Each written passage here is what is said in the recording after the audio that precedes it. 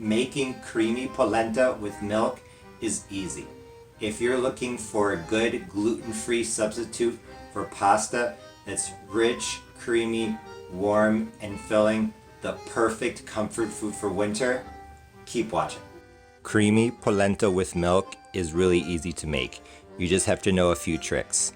In this pot over medium heat, I have 500 grams of whole milk, a little over 2 cups, along with a little bit over 1/8 of a teaspoon each of salt, black pepper, onion powder, and garlic powder. It's somewhere between 1/8 of a teaspoon and 1/4 of a teaspoon each. I've tried 1/8 of a teaspoon and it's not quite enough, but I think 1/4 of a teaspoon would be too much. So I know that's an odd measurement, but that is what I recommend. But honestly, if you just go with 1/8 of a teaspoon each, I think you'll be okay. Over here, I have an extra 1/4 of a cup of whole milk, just in case you will see when I use that in a little bit. And here I have 100 grams or 1 cup of polenta. If you're not familiar with it, polenta is like grits. It's a type of cornmeal that is used to make porridge in Italy and also Argentina and Uruguay because of the Italian immigration. I've tried different liquids when making polenta, and I think that whole milk is the best. What you want to do is you want to bring this to a boil or just up to a boil. When milk starts to boil, it's going to get very bubbly and it's going to start bubbling up. At that point, it's still okay, but I think ideally you would bring it just below that. So this milk is on gas mark 3 out of 6, and it's going to be there soon. You can see the bubbles around the edge of the pot. You can see it is starting to get frothy. It's getting very, very close. And let's see, maybe that's a better perspective. Yeah, honestly, I think it's the same. So, like I said, this is really easy. It's very delicious. In Argentina, it's very commonly eaten in the winter because it's warm.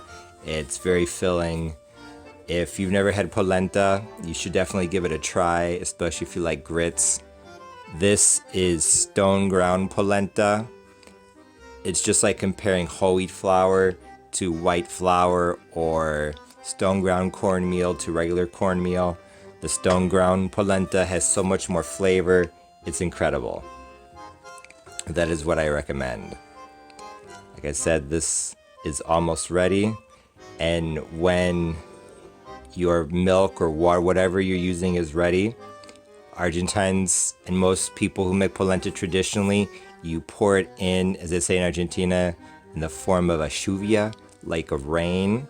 And they say that that helps to avoid grumos, lumps in your polenta.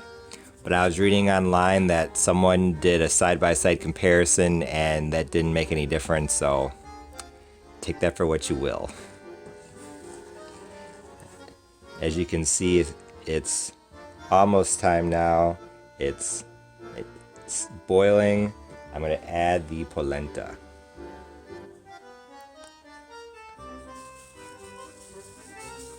Like a rain.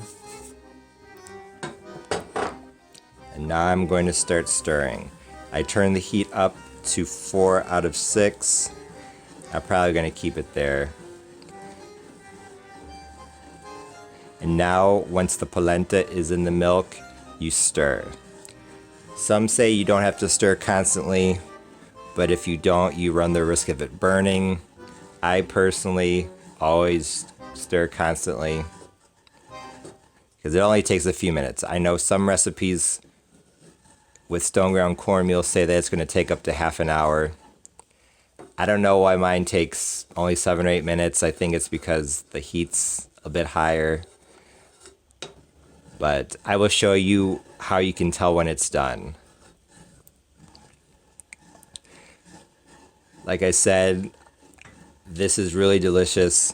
I've used a lot of different liquids. I've used water, whole milk, of course. I've used vegetable stock, light chicken stock, and dark chicken stock.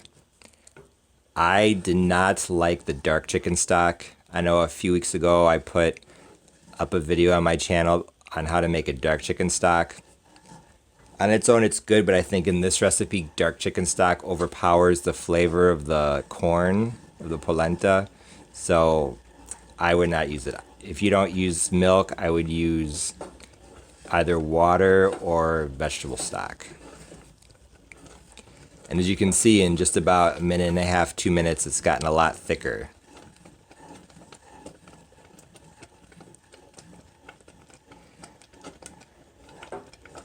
So, making creamy polenta with milk is quick, easy, and delicious. This might start to spit a little bit, so just be warned. I'm going to turn it down to 3 now. And keep stirring.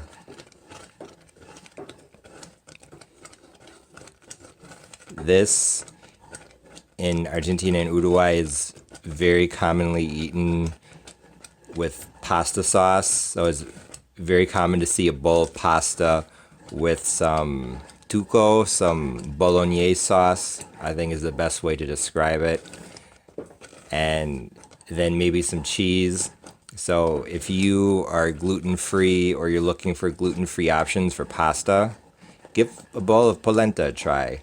Make some polenta and then put some tomato sauce, some pasta sauce on top, a little bit of cheese, and that is delicious. And honestly, I think if you're trying to go for a special diet like gluten-free, vegan, or vegetarian, sometimes there are a lot of, for lack of a better way of describing them, traditional or ethnic foods that actually are vegan or vegetarian or gluten-free. They're just not marketed as such. So if you do your research, you can find a lot of things that actually are vegan, gluten-free, or things like that. This is starting to get thick, so now I'm going to add a little bit of extra milk. I always add extra milk. Like I said earlier in the video, I'm using 500 grams of milk, actually a little bit more, about 50 grams more, because I have some off to the side, and 100 grams of polenta, so that's a 5-to-1 ratio of liquid to polenta when measured by weight. However, in terms of volume, it would be between 2.5 and 3 cups of liquid to 1 cup of polenta. However, on cooking blogs online, I've seen people recommending measurements of volume with ratios of 4 or 5 cups of liquid for every 1 cup of polenta. I think that the differences in the recommendations have to do with the preferred texture of polenta. Everyone has a personal preference, but if you like the way that mine looks, use my recommendation. Basically with polenta, if you've never made it before, you are going to add what seems to be a lot of polenta, a lot of cornmeal, or excuse me, let me say that again. You're going to add what seems like a small amount of cornmeal to a large amount of liquid. Don't be intimidated by that, because as you can see right now, most of that liquid is gone. So I've added all the milk. This is basically done. But how can you tell that it's done? It's going to be creamy like this. Beautifully rich and creamy. And when you taste it, you won't have any... this is Stoneground, so it's not going to be perfectly smooth, but it shouldn't feel really that gritty. Delicious. And turn off the heat. That was actually only 5 minutes. And that didn't take much time at all. If you've never made polenta before, I would say taste it maybe 2 or 3 times. And over time you'll see that it tastes smoother, less gritty, less like sand in your mouth. And when it gets to a point to where you don't taste any hard bits, that is when the polenta is done. And now it's time to serve. I'm going to come over here. See how quick that was? Very, very quick.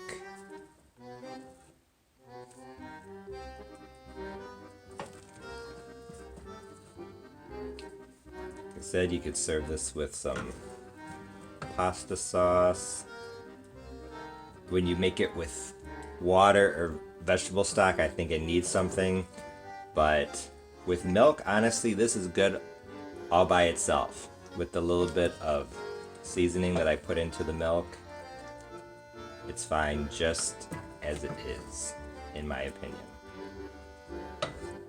So if you want creamy polenta, a perfect winter dish from Argentina and Uruguay, even though it is summer there now, here in February in the northern hemisphere, it's winter. So if you're looking for some warm comfort food, it's a little bit different from what you're probably used to and gluten-free.